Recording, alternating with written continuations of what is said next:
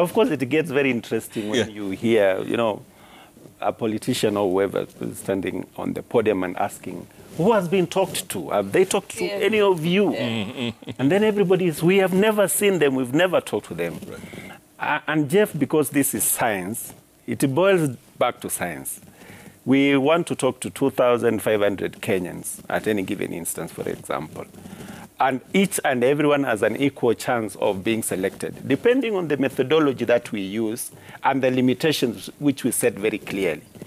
So what is the likelihood that you will be interviewed in that kind of a situation? This is simple science. This is probability. Out of 22 million, we only want 2,500. The likelihood, Jeff, that we will talk to you is once in 42 years. Wow. Simple science, simple mathematics. Once in 42 years? Once in 42 years. So anybody we meet and they ask us, who did you talk to? We talk to people. We get opinions of Kenyans. Kenyans are so willing to give that opinion. In fact, they run to you. They want to give that opinion. They want to be interviewed. We hardly meet resistance. But what criteria do you use, Samuel? I mean, just... Fine. This is science. So, for example, we set up, the methodology is always very, very clear. We set up a sample based on what we call population proportionate sampling.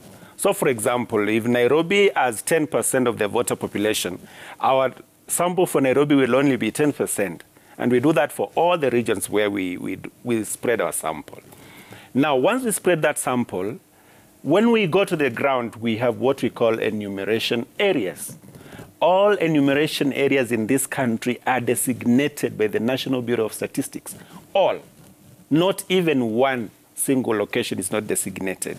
So the moment we get into designated enumeration area, and we know the specific sample that we need to get from that, there are rules of science. Where do you start? There is what we call, you know, the right-hand rule. You move several households from a central location, and then you start interviewing. When you get into a household, you list all eligible participants, because remember, each one of them has an equal chance of participating. And we list them in what we call a quiche grid. Remember, we are doing this on our technology platforms. Right. And then the mechanism will just raffle and select that one person that you will interview. What if that person is not there? Because we only interview people who are members of a household, within a household. And you'll find that most of the surveys that are done at household level, we don't do street intercepts. And then we take cognizance of the fact that people could be away from home because they are working or doing other activities. So you will extend the interviewing period so that it captures both normal day, weekends, evenings, or times that people can be at home, so that every person is given an equal chance of being intercepted at the household. By the way, and interviewed. I don't know anyone who's ever been polled. Huh? Are you serious? I don't know. Well, how old will you be 42 years from now? You have 42 years, but you will...